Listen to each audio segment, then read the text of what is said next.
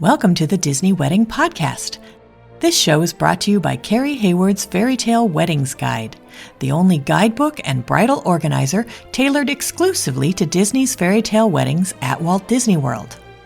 I'm Carrie Hayward, and each week I feature Disney wedding updates, money-saving tips, and interviews with wedding vendors and real Disney couples.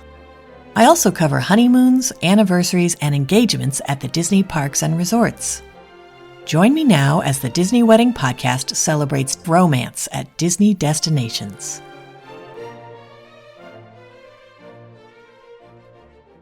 Today on the Disney Wedding Podcast, I am speaking with Prince and Nick of Merrily Married Videography about their wedding at Walt Disney World. And today's episode is going to be a little different because Prince and Nick, because they are vendors who work at Disney weddings all the time, they put a lot of the information and the tips they learned from seeing other people's weddings into their own wedding. And they have a ton of great advice and tips for you in planning your wedding or vow renewal at Walt Disney World. So welcome, Prince and Nick. Hi. How's it going, Carrie? This is super surreal, and we're so thrilled. Yeah, we're so honored. Well, thank you so much for joining me today to talk about your wedding and share all your great advice. Can you just tell my listeners a little bit about what your wedding was like? Yeah, it was a long time coming, a thrice postponed event that began way back as an escape package wedding. And it just grew over time. We got married at the Wedding Pavilion. It was a definite thing we wanted to have with a castle in the background.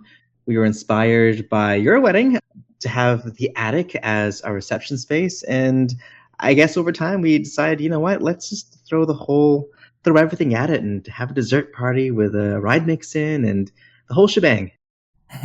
That's great. Yeah, I talked to a lot of people whose weddings were postponed by COVID, and it kind of gave them the ideas and the time and the savings, time to save up money, to sort of plus what their original plans were by the time they got to it. Oh, absolutely. And, for us, especially kind of observing other weddings and feeling a little bit like spies and seeing, gosh, we want that. I want that too. And it just sort of kept growing, not in a way that was uncontrollable. It was, we tried to stay pretty sensible about what we thought was worth it and what we really wanted to put more value into for our celebrations. That's great. So we're going to go through the different aspects of Prince and Nick's wedding to talk about their tips for each portion of the day. And I want to start with the ceremony. I'd love to hear how you guys chose your officiant, because I know sometimes when you're a same-sex couple that can be tricky, especially with Disney's list of approved vendors. And you guys were able to eventually get kind of an alternative list from Disney. Is that correct? That's right. So we noticed that when we first received one of the approved vendors list for officiants, we had a few in mind, especially because one, it was really important for us to have someone that could be bilingual and have a ceremony that they could do, and not just in English. We did find, however, there were some on the list that, unfortunately, for a myriad of reasons, couldn't or would not be able to perform a ceremony for same-sex couples. We were a bit surprised by that because I think from the very start, we made it very clear from the planning process that we were, a same-sex couple, wanted to make sure that this was as inclusive as possible. And, we jumped on having a Disney wedding just because it was something that couples like us could have. And then we noticed after we let them know, hey, we noticed some of these vendors don't, unfortunately, when we reached out to them, let us know they wouldn't be able to do our wedding ceremony. And they sent us out another one that was a bit revised and trimmed down and had a few removed. And, in connecting with other LGBTQ plus couples, we've noticed, they might have had similar experiences. And we just don't want anyone else, having to do that. Because it stinks when you're planning, what's supposed to be a really, really special day, and then experiencing any kind of rejection from any vendors, saying, sorry, we just don't feel comfortable celebrating your love. So, well, in the end, yes, the second language would be Portuguese because my family is from Brazil. They actually still live in Brazil. I'm originally from Brazil as well. So it would have been nice to have someone that could speak Portuguese. And definitely on Disney's list, there was someone that was able to. I think it was a lady. She was from Brazil originally, if I'm not wrong. But in the end, there was this little trouble. So we decided to go with our friend Chris. He's just, he's been there from the beginning. of our relationship. He helped me, plan my proposal. He was there when I proposed to Prince at the Grand Floridian. So he was perfect. And, he had a great voice. He just, he was great. To tag on to that, the funny thing about the officiants that we chose in the end, these were folks that we worked with personally, and they were Disney cast members in the entertainment department. And you know how one of the rules of having a Disney wedding is you can't really have, any of the characters show up. You can't have Mickey do your ceremony. Well, we had our friend Sarah, who speaks Portuguese. She got married to her husband, who's Brazilian as well. And she was there to do the Portuguese element. Chris did a lot of the English part of the ceremony as they co-officiated. And in a roundabout way, we did get Goofy and Mickey to officiate a ceremony. Yeah, that was funny. So, and that's the funniest thing is that, like Prince said, Sarah, she's not even Brazilian or anything. Just because she's married to a Brazilian, she was like, you know what, I can do this, and it just worked out. My family was really happy to have someone reading some things off the ceremony that Chris was reading in English to them in Portuguese. They felt really special. I see. And both of your officiants are friends of Mickey and Goofy at Disney World. Is that? Yes, absolutely. That's exactly it. So, friends of a friend. That's great. And then the other thing I thought was interesting was you had to get a lot of approvals for some of your ceremony music. And then you also did something which I would be terrified to do, was you asked them to play music under your vows. And I was really worried about the music at my ceremony because I'd heard horror stories about them starting the wrong song or forgetting a song or skipping a song. So can you talk about how you coordinated all of that? Yes. So for the music, because we had two very specific officiants, we wanted to call back to some of their most memorable performances, let's say, at Walt Disney World Resort. And we requested a very specific set of songs. So for Chris, it was Star Wars. And we wanted to see what they could approve and what was available to play at the Wedding Pavilion. And for Sarah, we asked for some specific Main Street music from the Magic Kingdom. And it was a bit of back and forth. They had to go and check with the entertainment department if they had the original sheet music for Adam the organist to play.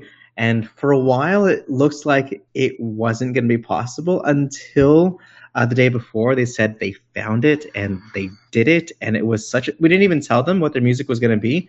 So it was a nice surprise for them to be able to walk in and walk down and kind of relive that magic. And now, even though they're now well moved on to further careers, but it was a good way to call back to, performance times. But as for the vow song, so we chose, after seeing Encanto, we, like many people, cried our eyes out at Dos Oruguitas, and we thought, gosh, that's going to be such a killer song. It's so beautiful, and I can't even listen to that song and look at Nick, otherwise I'm going to start crying. It's fantastic. And we asked specifically on our BEO, could we have this played, but very quietly, gently with classical guitar underneath our vows? And, we asked our planner, Carol, could you just make sure that's very much clear in the BEO? And she did. She put it in there.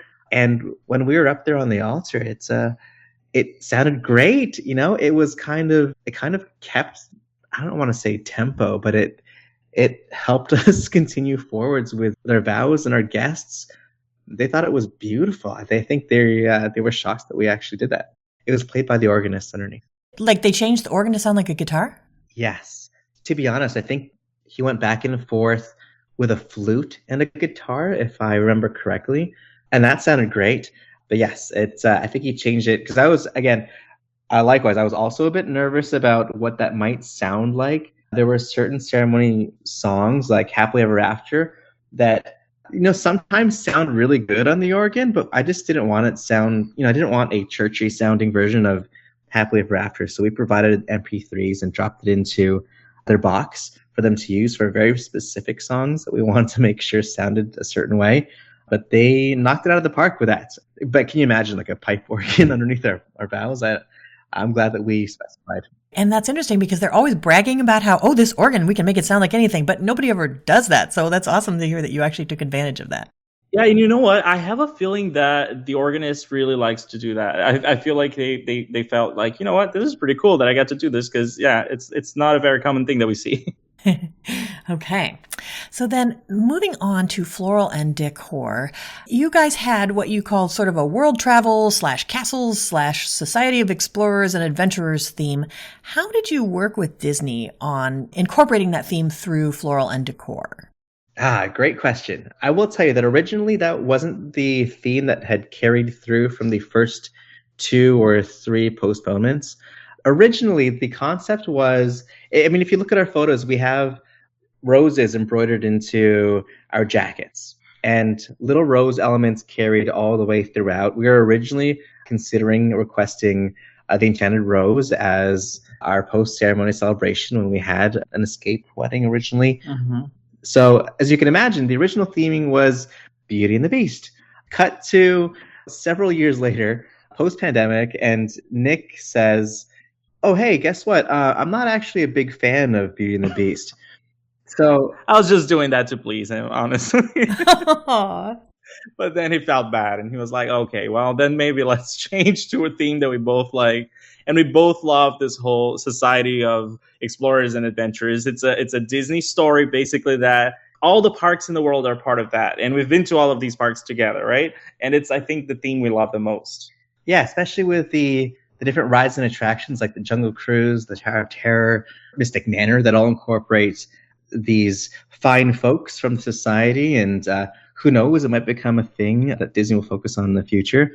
But yes, we switched. We did an 11th hour switch with floral and decor. They'd originally quoted us for a lot more floral with the original Beauty and the Beast theme, and we said, we're so sorry. Can we see options for a completely different theme? We're going a very different direction. I think the only thing that survived from the original were the request for our napkins to be folded into the shape of a rose, which still worked out. But we asked our floral design pals. We had a new consult, and we requested just, we noticed at Franck's there was a section that was, I think, vaguely up-themed and adventure themes that had more vintage elements like postcards and just travel logs and globes. And we wanted to see more of those. And we requested, pricing for what they could do and what they could provide. And when we got that back to us, we noticed, we got some pictures. They were pretty small. And so we went and did like a reverse image search using, Google Lens. And we found the products online. We could see how much they actually cost. And what we discovered was that there were certain things like the vintage postcards and vintage journals that when we asked, we could actually keep after the event. It wasn't just a rental. So we worked with Disney to find out, a couple things. What items could we still provide ourselves within this theme? So whether it was things that counted as table numbers or things that counted as a guest book, and then what things would be required, especially in the attic where you need to have Disney doing the floral and decor and you can't have an outside vendor doing that. What things were required to be provided from them. And we sort of mashed it all together. And I think within that same conversation, I mentioned we were thinking of doing a bit of a special puzzle and a little tricky theme where our guests would have to hunt down their favors. We'll get to that later on, but it was definitely something that we went back and forth a little bit. It required a little creativity on our end, but Disney still, provided these beautiful decor elements, and alongside the stuff that we provided, it was great. It all worked out in it. Yeah, and I think it was great. It just made sense with the attic because, it already has this kind of vintage vibe to it, and even the boardwalk, So I think our guests were kind of like surrounded by all this vintage kind of style and theme, and some of them know about this Society of Explorers story, and it was cool. One of the things I thought was really cool was you were able to provide what were basically centerpieces, but I guess they were considered table numbers that were 3D printed castles, all the Disney castles. Absolutely. Randy and David from Clark and Dagger provided us with our castles.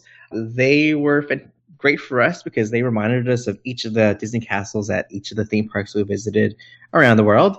And what we decided to do with them was use them as essentially a table number base. So we still had table numbers that were attached onto them, like little paper ones, so they wouldn't just serve as a centerpiece. And this was approved. We managed to look around, especially on the Disbrides and Disprides group, that what other folks have managed to do for their weddings and celebrations and what was passable as a table number. And this seemed to work very well. And now we have a whole slew of beautiful castles resting on our cupboards at home that I absolutely adore.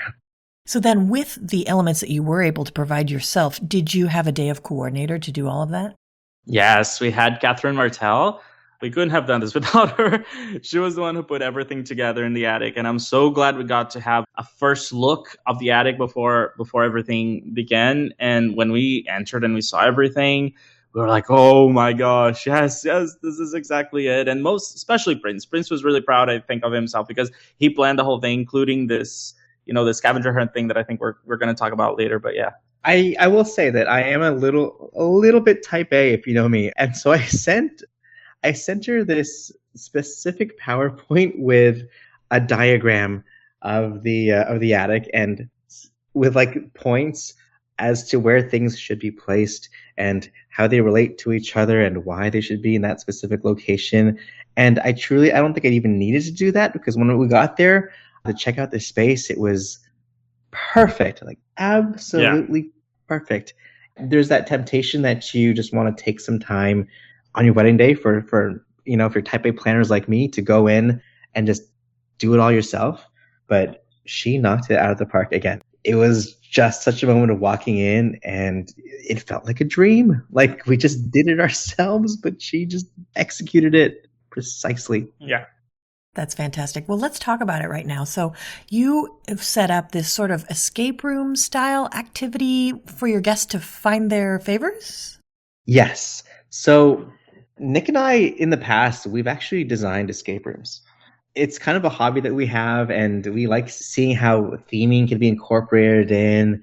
And we thought it was something that first started off as a tiny little spark of an idea that would reward someone if they were just paying attention a little extra bit to our invitations or to our wedding website. And I started sprinkling in clues now and again about, there's going to be a special secret puzzle by the Society of Explorers and Adventurers. And this just grew. We went and spoke with our planner and our floral decor team. Hey, is it okay if we just hid some things for our guests to find during the reception as part of their guest favors? And they said, yes, it's a great idea. They actually thought it was pretty intriguing. Of course, we didn't want to go overboard and bring in like decor elements that would contradict, the policies for the attic. So these were things that, our paper items, our guest menus, the guest book, the card box. These were things that all had clues incorporated into them alongside the existing decor in the attic. Yeah, I think that was the brilliant thing about it. And again, Prince planned this whole thing, and when he showed it to me, I was like, wow, that's brilliant, because he literally used objects that were already in the attic, and we knew they weren't going anywhere because we've seen them there for years, right? The long plays stuck on the walls, those discs and things like that. It was incredible. Creative. I think it was a bit of a stroke of ingenuity because we got the chance to visit with one of the DVC cast members, the attic, to just check it out. And I took a whole lot of photos and I just crafted puzzles based on things like the license plates on the walls became math equations, and the little tiny stickers that were on the suitcases or the books that were inside the room. I just tied it all in together, and it just became, I wouldn't say it was a monster, but it became such a competitive element of the reception that the guests immediately broke off into factions and started solving these puzzles. It began with their little favor box on their table that had a secret message, and from there, some of them gradually cottoned on to the fact that there was a bit of a mystery happening. I, at one point, was considering, slipping a little message to the violinist and asking them to play a certain song at a certain time, but that would have been over the top, and Nick pulled me back from that edge. But truly, it ended up with, as they got these favors and they found them around the room, whoever found them first got to keep them. And in the end, the grand prize was Disney gift cards for the first, second, and third place that would be awarded at the dessert party. So yeah, we gave out like $1,000 worth of Disney gift cards. They were very happy. Now, another unique thing you did was you guys arranged to have the appearance by Mickey and Minnie at your reception start at the beginning of the reception before alcohol service started, which allowed you to get much more interesting photographs with the characters because nobody had to worry about whether there was booze in the shot. Can you talk about that a little bit? Yeah, absolutely. So, we know that the Disney character team does a very good job of avoiding certain things in the shot that shouldn't be there.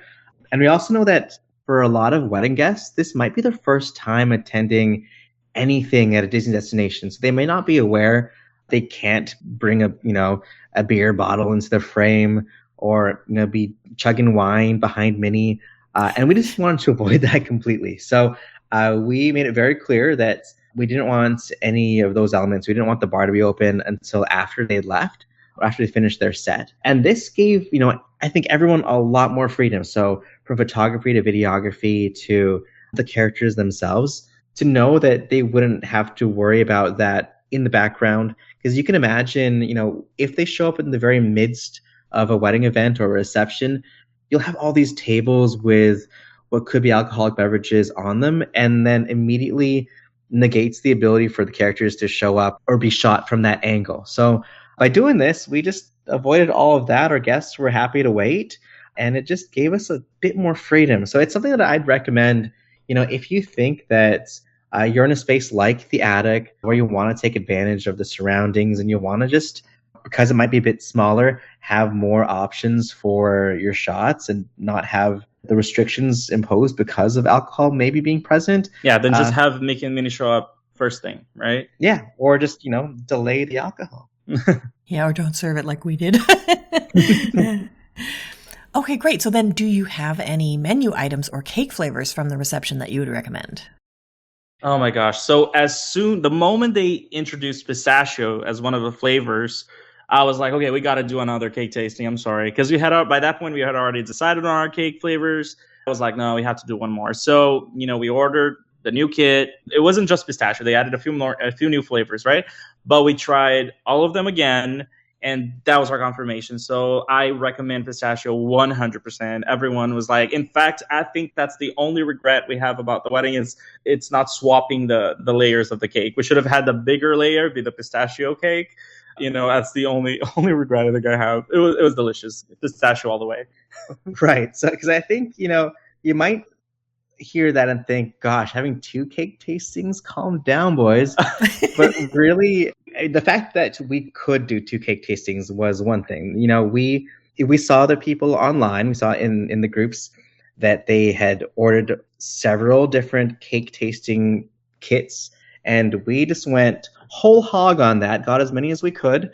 And the fact that we did 2 just helped us really narrow it down at the end. Because, sometimes these things change over time. And so having postponed more than once, we didn't want to make a decision too early on and have it not be, what we expected in the end. So the double cake tasting was key. I think what Nick was alluding to is that we had pistachio cake at the top. So almond cake with pistachio cream on the top layer. Mm-hmm. And for the bottom tier, because it was a 2-tier cake, so the bottom tier was peanut butter cake with banana cream filling. And that was also very good. Very sweet, I will say. We should have switched it up, but the guests loved it. Yeah, everyone, when they heard that one of the flavors was pistachio, they were all like, oh my gosh, we really want to try this. And everyone loved it. So yeah, I wish it was the bigger layer. Now, as for the rest of our menu items, one thing was very clear to us from the very beginning, and that was we were going to make sure that we had food that was distinctly Disney. And considering, we love the food from all the different theme parks and resorts, we were going to do a grand tour of, trying everything out and picking and choosing. In fact, I think we heard it here on your podcast. Someone had done that, and I was in the car listening to us, and I said, yep, that's absolutely what we're going to do too. So we went and to a lot of restaurants, right? I think we tried like 5 iterations of shrimp and grits before we chose one that we liked for the wedding, which is one of the items that I would definitely recommend because not even shrimp and grits. We went with 7 Mile sea scallops from Olivia's, and these sea scallops were ginormous. Mm-hmm. And I think, if I could have swallowed more of those, I would have, but for whatever reason, I didn't on the actual day, and that's something I regret. But we also did the food festivals at EPCOT, and we filmed ourselves having fun going around and trying everything, thinking, determining whether they were wedding worthy. And in the end, we constructed a menu at the tasting that we were invited to that I think was very, very much us. And so at least we could say, if anyone was going to complain about the food, which they didn't because they all loved it, we could always just say, the food was 100% our story. And and I don't know if you agree. I think yeah, lots of these places as well that we ate, we just ate again, just to make sure that the recipe was still the same, and of course they can never guarantee that it'll taste exactly, how you taste it at certain restaurant, but they'll try to get close to that. You're right. I think some examples of this are, we are originally going to have the Pongo Lumpia from Pandora, the world of Avatar at Disney's Animal Kingdom. And when it first came out, we loved that, right? That was instantly at the very, very beginning of our wedding planning. This was way back when, 2019. We said this is absolutely going to be one of those big hits of our wedding. And then it seems like the recipe changed, and we changed our minds, and that was replaced by not just the ever famous cheeseburger spring roll, but we decided, you know what, we want to be a bit more inclusive to more diets. We went with Impossible cheeseburger spring rolls. And so they made that with Impossible meat. And so our vegetarian friends could enjoy, and they totally loved those, right? Yeah. That's awesome. Okay, so moving from one of my favorite parts of the wedding, the cake and the food, to the least sexy, most boring part of the wedding, transportation. Woo! You did a combination of transportation that you booked through Disney, an outside vendor, and then you also gave your guests Uber and Lyft codes, and you did kind of a little competition to see which ones worked out better for your guests. Can you talk about how all that turned out? Yes. So I think this is something that we notice being maybe a little bit of stress. If you listen back to older podcasts, a lot of folks may have had challenges with transportation, and considering we had multiple locations to get our guests to, were concerned about that. Namely because my father also can't walk great distances right now, and he was also one of the big reasons why we postponed so often, because he wasn't doing so well over the past 2 years. And we just wanted to make sure that the process of being able to attend our events was as stress-free and, didn't, have to worry us so much on the day as possible. So we almost immediately, I think the idea of having a bus to shuttle our guests was out the window, because we didn't really want that. We didn't want to have our guests either, waiting on a bus somewhere backstage or having to make my father go up and down unnecessarily.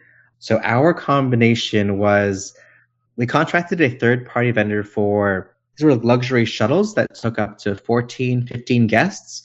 And those were very efficient and a bit more cost-effective for us. I think one of the things that ended up being just about the same, surprisingly, was a limousine, which was one of those things that I think, Nick, you can talk more about. Yeah, I wanted a limo. I just wanted a limo to take, our families, because we figured that with that luxury car plus the limo, and with, some guests that actually drove themselves over there, we'd be fine. We were like, okay, that's all we need, and the limo could fit up to 8 people. So it was perfect. Like I said, lots of people just drove their rented cars if they were from out of town, or, the locals obviously just drove there. So it just worked out. Yeah, we had a lot of cast member friends who were local. So we just figured, just in case, besides these 2 options, in case one of them failed, we'd also do Uber and Lyft codes. So we'd seen a certain level of success with other folks who had them for their weddings. The only things that we discovered was that you can't just create an Uber code as an individual. You had to sort of make it through Uber Business. So if you make your wedding event as a company, you could make Uber codes that way. And these were so simple. We could just give these links out to our guests, see where they took them, so they wouldn't go wild and, take an Uber all the way to Port Canaveral, right? And we could see what time of day they took them, and it was so convenient. The unfortunate thing about Lyft was that we'd originally wanted to go with that entirely because we loved the look of the minivans, and for a while they weren't available, but luckily by the time of our wedding rolled around, they were. It was just difficult. So what our guests found was that it was hard for them to find lift rides that would take them unless they chose minivans. And a lot of them, I guess, seeing the price of it, didn't choose to take those. So they went with Uber XLs instead. So Uber, in this case, won out. I would almost recommend that if we did our entire wedding via Uber and didn't spring for the limo or the third-party luxury shuttle, this would have cut our costs by quite a bit. But like Nick said, the limo was really special for him and his family. So we did that through Disney, and they did remarkably. Truly, I felt like I was going to prom. But it was, great for you, right? You liked it. I liked it. I think it was a fun experience. We got to ride it with my mom, my aunt, my cousin, my grandma. It was great. Oh, and Jess, our photographer, and one of our videographers was able to also tag along and get some shots over there. I thought it was great. Did you get to stand up through the sunroof of the limo like in an 80s movie? No, I did not. I did not have that idea. I wish someone told me to do that. Oh, well. Vow renewal. Yeah, we'll save that for the vow renewal. The only thing to keep in mind as well about the Ubers that Prince was mentioning is that you'd probably have to set the pickup location to be the DVC, the Grand Floridian Villas, right? That would probably make things easier, and we thought about that, right? Yeah, because at least if you set it for once the ceremony is finished, they typically try and turn over the space pretty fast to make way for the next celebration. And we figured, you know what, we don't want our guests to just be standing around outside. If we set the pickup point for the Grand Floridian DVC wing, they at least have, a restroom in there and cozy couches to wait for. And that worked out for a lot of people. I will say that the reason why we ended up going with Disney for the limo and like doing this mishmash of different vendors and different modes of transportation was, even as two grooms, the moment we'd set the Disney's Wedding Pavilion as a pickup or drop-off point for a third-party company, the price would go up quite a bit because it was, almost immediately identified as a wedding event. Huh. And yet they always asked, oh yeah, so when are we going to pick up the bride? And that's when I was like, gosh, I'm not going with you. We don't have one in this case. So which outside vendor did you end up using for the luxury coaches? I think it was called Orlando Luxury Transportation. I will say they were efficient. They brought our guests from point A to point B. There is a very distinct difference in the level of, I guess, courtesy and service that you'd expect. So I will caution against that. Our driver was very gruff for a wedding day, wouldn't you say? Yeah, and not towards us, towards our wedding coordinator. So I call him out. I was like, hey, that's rude. Yeah. I mean, you didn't have to be mean to them because we loved our wedding coordinators. They were phenomenal. Yeah, and that's something we've never seen, a Disney driver do. So, there's that. Interesting. Moving on to the dessert party, but still talking about transportation in a way, I thought it was interesting that you guys chose to have all of your guests meet at Boardwalk Inn and then walk to International Gateway for your dessert party instead of having them meet at International Gateway, because you've run into issues when you're working at Disney where the guests will get there and the party venue is not ready yet and everybody's standing around. So how did that work for you guys? Yeah, so from what we've noticed, sometimes you'll have a dessert party meeting time or meeting location be just outside International Gateway, and there are restrooms there, but it is completely uncovered. So if in the event of any inclement weather or a lot of heat, your guests are sort of stuck, and we didn't want that, especially again with my father. So I think for us, we wanted to make sure that they would be as comfortable as possible, and we'd only take them out when it was absolutely necessary.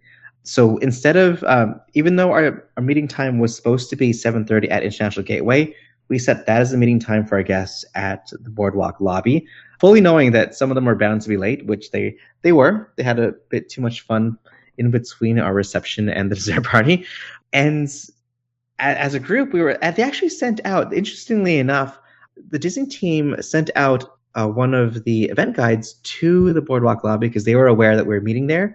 And they escorted us over, which was, I think, an extra bit of magic. I'm not sure they normally do that. I'm not sure. But then also one of our groups, because we left first in one batch, right? And then we left with a second batch, which we weren't part of anymore because those were the ones who were late. That second batch, I'm not sure if they came with a guide. I think they did, right?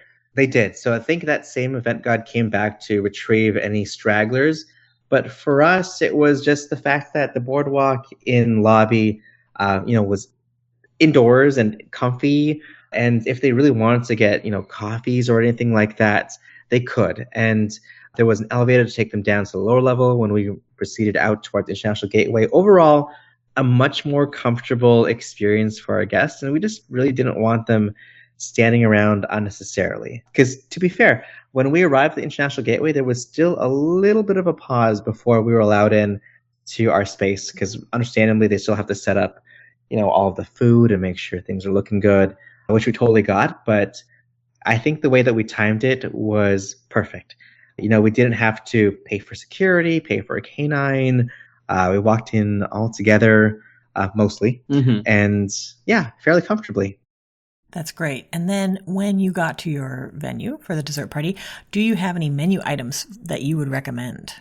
Yes, the Canadian cheddar cheese soup from Le Cellier. Oh my gosh, that one was executed perfectly, and it was my favorite thing, I think. Yes, so I think that was one of those items that we were going back and forth about when we did our taste around the world of foods, right, for the wedding. We weren't sure how that would translate, so who knows? But January in Florida can be chilly, and ours was, slightly on the chillier side, and that cheese soup was a hit. I think Chef Mike over at the Yacht and Beach Club, when we went there for our tasting, he was the one that said, we do a little tiny twist on it from Le Cellier, and we actually include a little bit of bacon in there. And I said, yes, please. That's absolutely going on the menu. And yes, that was 100%. Actually, something else that we had at the dessert party are two of our non-negotiables, right? So mine was zebra domes. Yeah, same with me. I would not get those out of the menu.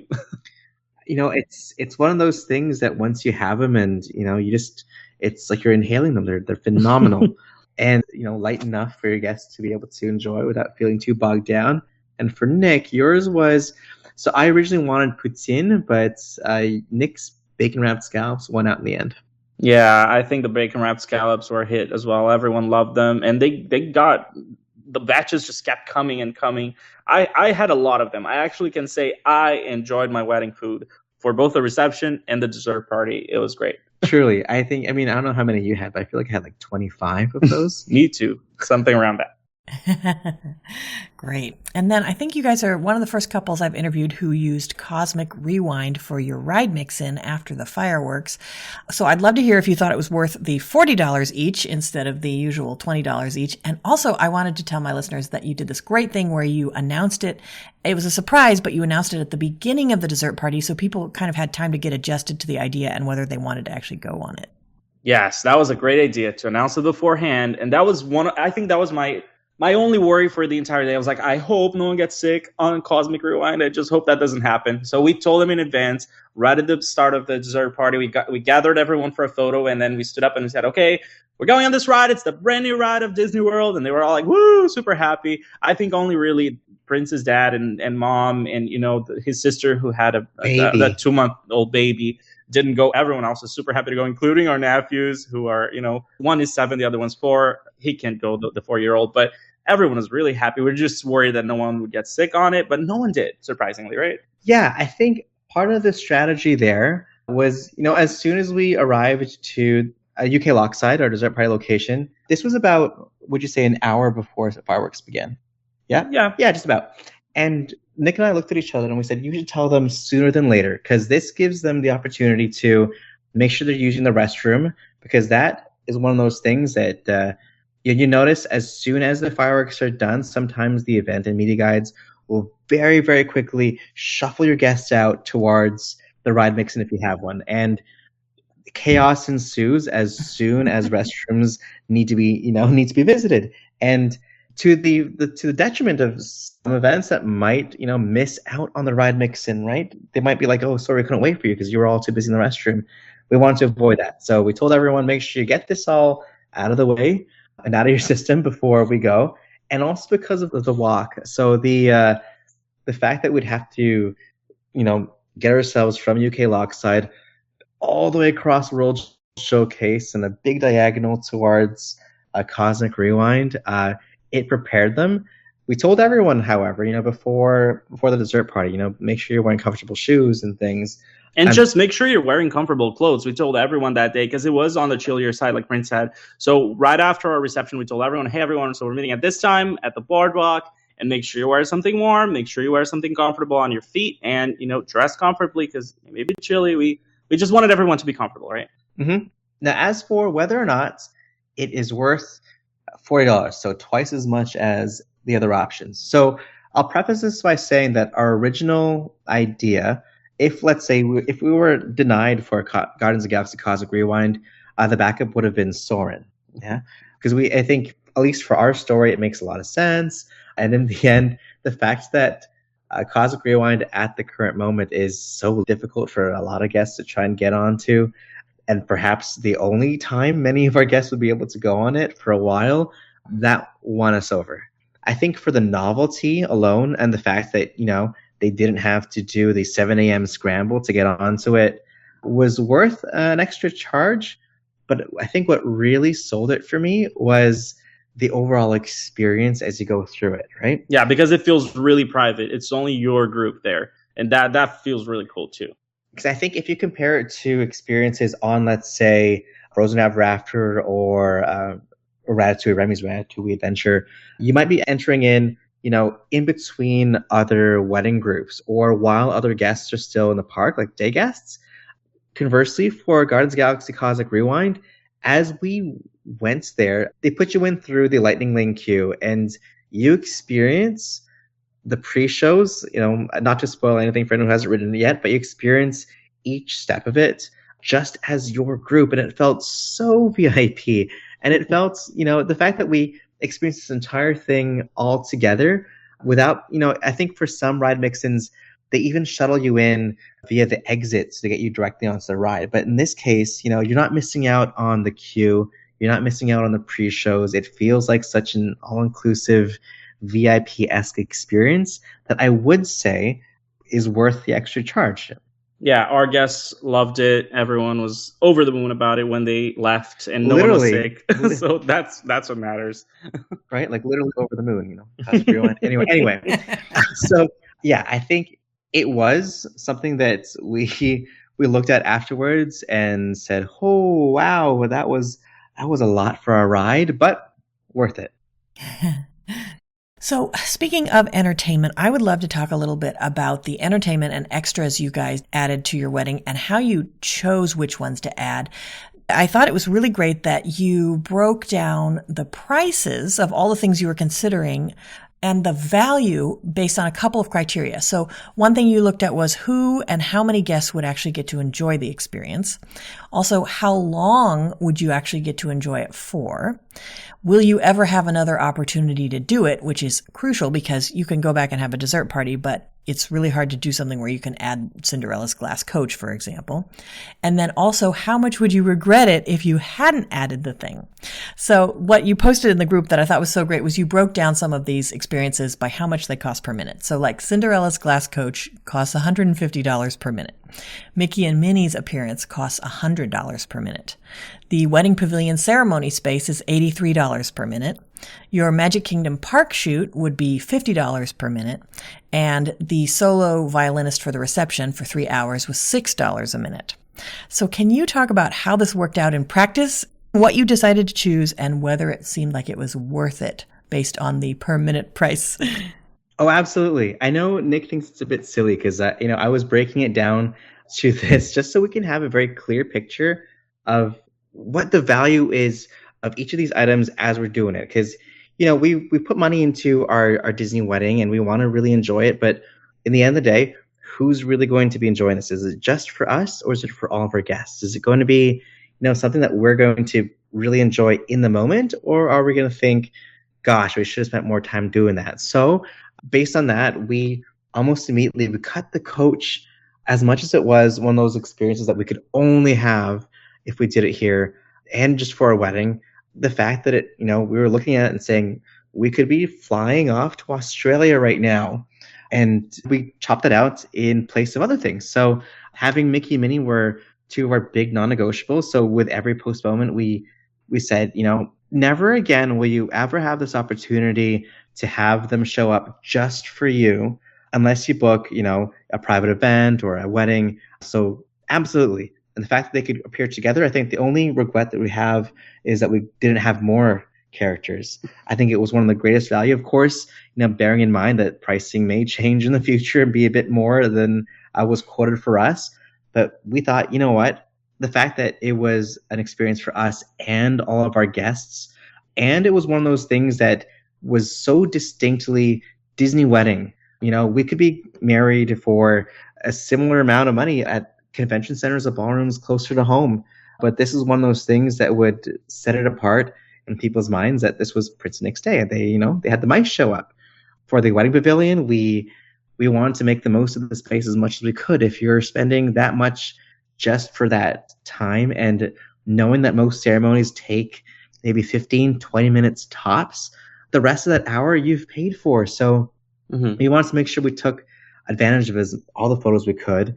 Yeah, the picture point photos are really important to me, and I think to Prince as well. We just wanted to make sure the castle was behind us, looking big, and we also did two staged exits. Well, two exits, right? One was a proper exit as soon as we, sealed everything with a kiss, and that one was with petals inside the Wedding Pavilion, and another one outside in the bridge with bubble ones, which was great.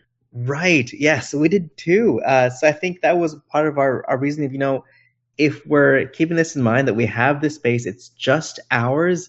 Let's use it as much as we can. So two exits may be excessive, but I loved both exits. They were great. And we love the photos. And technically, the second exit was a real exit too, because we needed to exit the pavilion, and our guests went away after that. So yeah, sure. Yeah, you had to exit. And I think at the end of the day, the fact that you can only have your Magic Kingdom Park shoot as a Disney groom or Disney bride, that was one of those things that we figured, bite the bullet. We got to do it. And truly, the best value was that violinist. I think I waffled on the idea of having a full quartet or a three-piece, but the clincher was that your violinist, whoever you get, if they can play on request, that is such a game changer. And for that pricing, definitely worth it. Yes, and keeping in mind that we cannot have a DJ in the attic, right? Yes. You can, but they can only play like lounge music. And, gosh, we didn't want that. Okay, great. And then the other interesting tips that you offered that I would love to share with my listeners were around communicating with the planning team.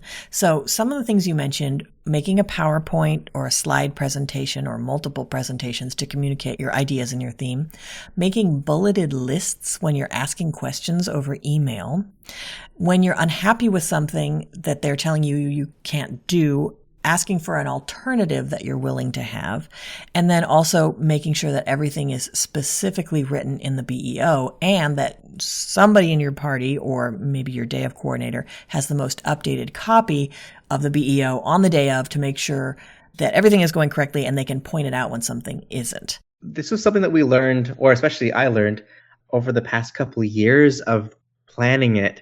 We were bounced around to several different planners and consultants, and everyone's style is a little bit different. But what I found most consistent was that what they're looking for are the nitty gritty. So feel free to lead in a bulleted list of this. So food or outfits or transportation, and then going into the details afterwards. So that way they can go back and forth and immediately scan through the emails. And it was just so much more efficient to communicate that way than sending over a wall of text and our grievances, which were few, but still, we just thought, if I was receiving this and I wanted to look through and just physically, like if I could, check mark as I go reading this email, this was what I would appreciate. And it seemed like it worked very well. With our planning team, they got back to us fairly quickly. In fact, I think the fastest we got an email back was within a couple of hours with the bulleted list. It was like, yep, done. We'll take care of that. Done. Oh, sounds good. I'll note that. And it was surprising to us because, we've heard stories of communication being a struggle for certain brides and grooms, but this worked out very well for us. And like you mentioned, the PowerPoint or slides were so key for us. I think there was an era, or there was a time when A lot of folks would be more inclined to send over Pinterest boards, which are great, but they're kind of a scattered whoosh of your mind space of how you want things to look. Whereas, having an ordered deck or slides by its own nature has to tell a story from slide 1 to slide 2. As you go with each of them, you're kind of getting a sense of this person's mindset or this bride or groom's mindset. And I figured, by introducing it this way, they can see the reasoning why certain elements tied to others and why we want to have things a certain way. So that was very, very key. I think I made PowerPoints for everything.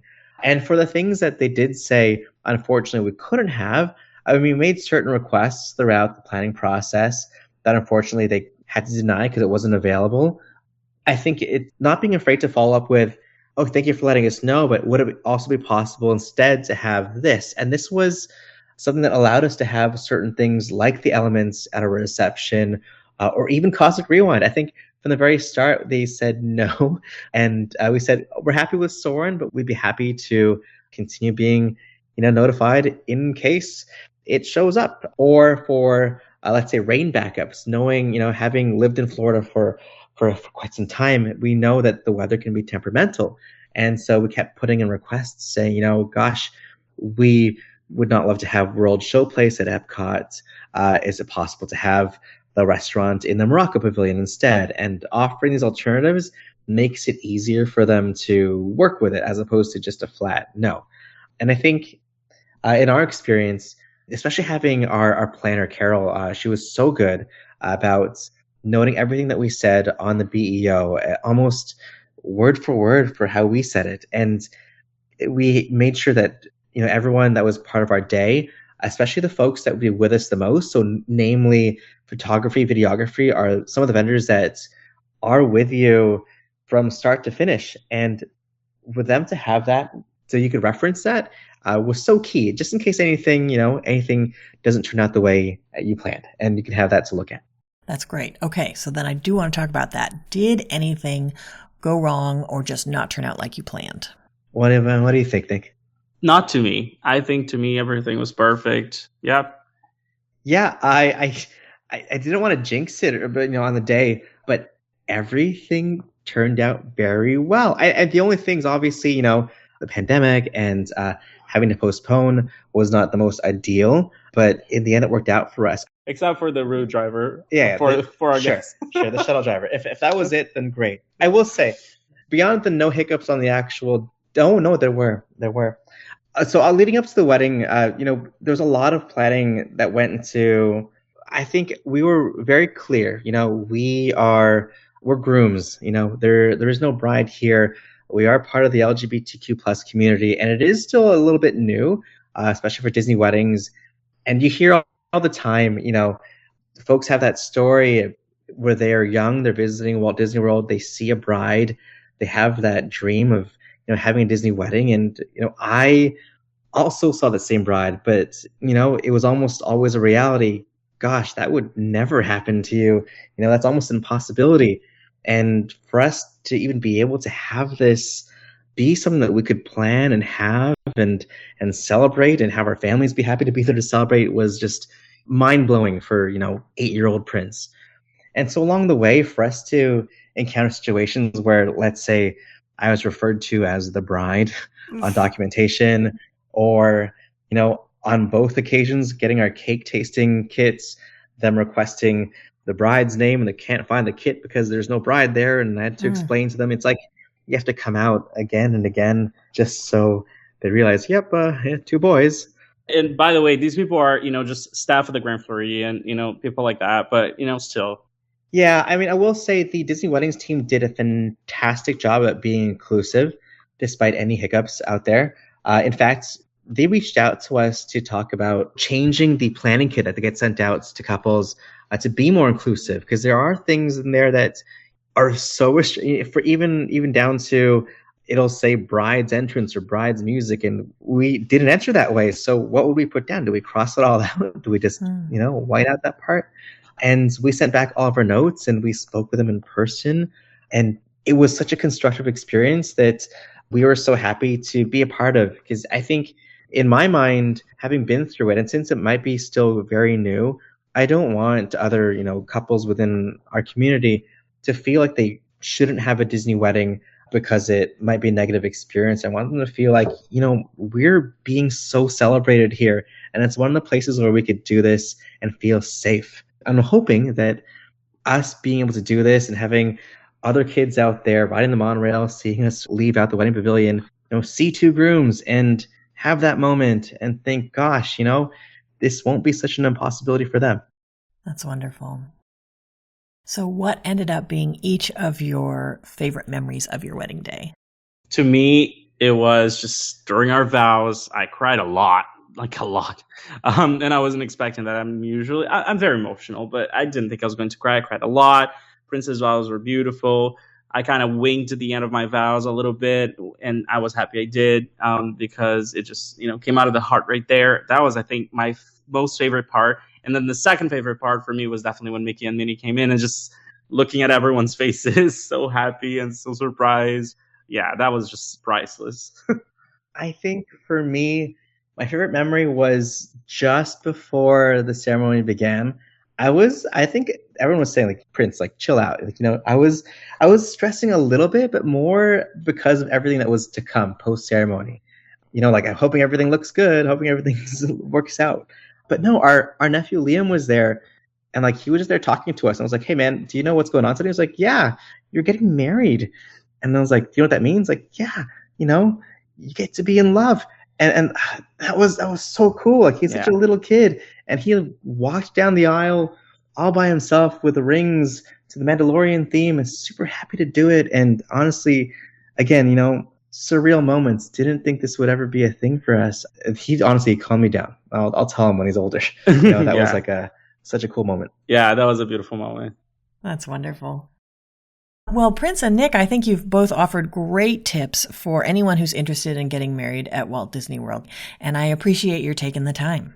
Thank you so much, Carrie. Honestly, after listening to your podcast and reading your guide for years and years and years, this has truly been such a moment that we'll always remember.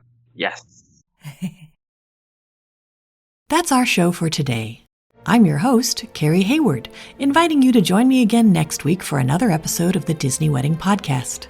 Past shows and tons of photos for each episode are available on my website, DisneyWeddingPodcast.com, or listen in your favorite podcast app.